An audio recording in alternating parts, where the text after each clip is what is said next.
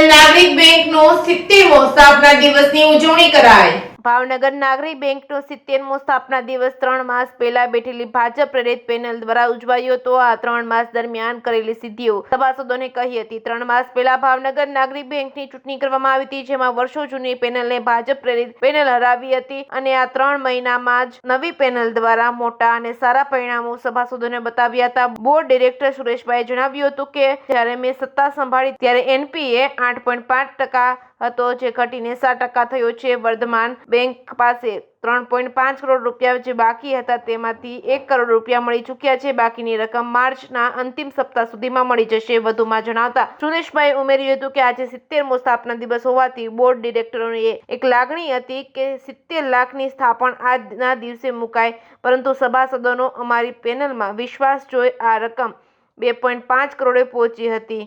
Bank દ્વારા નજીકના સમયમાં નેટ બેન્કિંગની સુવિધા ઉપલબ્ધ કરવામાં આવશે। Reporting by Hiren Bhayani, Bhavnagar. સ્થાપના દિવસ નાગરિક બેંકનો છે, તો આપ શું કહેશો? ભાવનગર નાગરિક સહકારી બેંક આજે 70મો સ્થાપના દિવસ છે, ત્યારે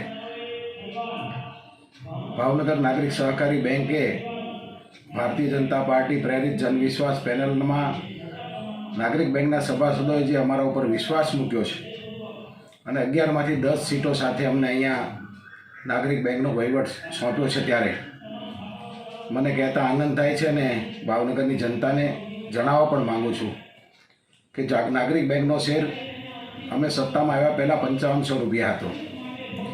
અમે ચૂંટાયા પછી આજે 7,500-8,000 રૂપિયા નાગરિક બેંકના શેરનો ભાવ છે। એ જ અમારા ઉપરનો લોકોનો સભાસદોનો વિશ્વાસ એ દેખાઈ આવે છે। એનપીએ છે એ અમે સત્તા સંભાળી ત્યારે 8.5% હતું, આજે એનપીએ 7.25 સુધી લઈ જવામાં સફળ રહ્યા છે, એ પણ અમારી એક સિદ્ધિ છે। ભાવનગર નાગરિક સહકારી બેંકના 3.5 કરોડ રૂપિયા વર્ધમાન બેંકમાં જે અટવાયેલા હતા ઘણા વર્ષોથી, એ વર્ધમાન બેંકનાથી 3.5 કરોડ રૂપિયા પરત લેવા માટેની અમે પ્રયાસ કર્યો, તો 1 કરોડ જેવી માતબર રકમ એ હમણાં ટૂંક સમયમાં 2-3 દિવસમાં જમા થવાની છે અને બાકીના 2.5 કરોડ રૂપિયા માર્ચના એન્ડ સુધીમાં આવી જવાના, એટલે કુલ મળીને 3.5 કરોડની વસૂલાત પણ એ વર્ધમાન બેંકની નાગરિક બેંકમાં આવશે। એના કારણે એનપીએમાં ખૂબ મોટો ઘટાડો થવાનો છે। આ પણ એક અમારી સિદ્ધિ છે। આજે 70મા સ્થાપના દિવસે અમે નક્કી કર્યું હતું કે 70 લાખ રૂપિયા શહેરના શ્રેષ્ઠીઓ સભાસદો ડિપોઝિટ મૂકે, તો અમારા કોલને સભાસદો અને શહેરીજનોએ વધાવીને આજે 2.5 કરોડ રૂપિયા એટલે 3-4 ગણી રકમ એ અમારા ભંડોળમાં જમા કરાવીને 2.5 કરોડ જેવી થાપણો પણ આજે જમા થઈ છે।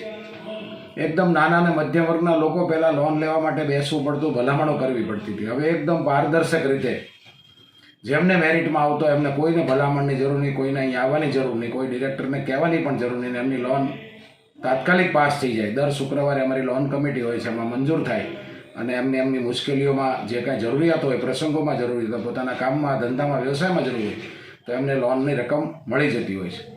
આવી જ રીતે નાગરિક બેંક છે ડિજિટાઇઝેશન, અન્ય બેંકોની હરીફાઈમાં સાથે રહેવા માટે નેટ બેન્કિંગની મંજૂરી પણ ટૂંક સમયમાં આરબીઆઈની મળી જવાની છે। ભાવનગરમાં નવી 2 બ્રાન્ચ પણ કાળિયાબેડ અને ટોપ 3 આજુબાજુ ખોલવાનું પણ અમારું આયોજન છે, એની મંજૂરી મળી ગઈ છે। તો કુલ મળીને 3-4 મહિનાના અમારા શાસનમાં નાગરિક બેંકે ખૂબ સિદ્ધિઓ હાંસલ કરી છે, ત્યારે સભાસદો અને શહેરીજનો આવો જ સહકાર એ અમને આપતા રહે। બેંકમાં કોઈ પણ જાતના ખોટા ખર્ચ ન થાય, ઓછામાં ઓછો ખર્ચ થાય અને વધારેમાં વધારે પ્રોફિટ થાય, એ દિશામાં અને સભાસદોને વધારેમાં વધારે ડિવિડન્ડ મળે એ માટેના પ્રયાસ છે। ભાવનગરની 8 બ્રાન્ચમાં વીજળીનું ખૂબ મોટું બિલ આવે છે, ત્યારે બધાની ઉપર સોલર મૂકવાનું પણ આયોજન અમે હાથ ઉપર લીધું છે। વકીલોના ખોટા ખર્ચ અત્યાર સુધી થતા હતા, એ પણ અમે ધીમે ધીમે બંધ કર્યા છે।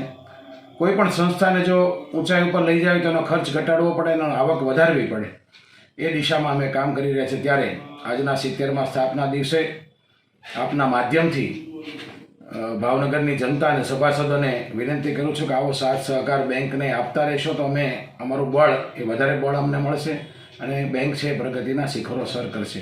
અસ્તુ, વંદે માતરમ, ભારત માતા કી જય।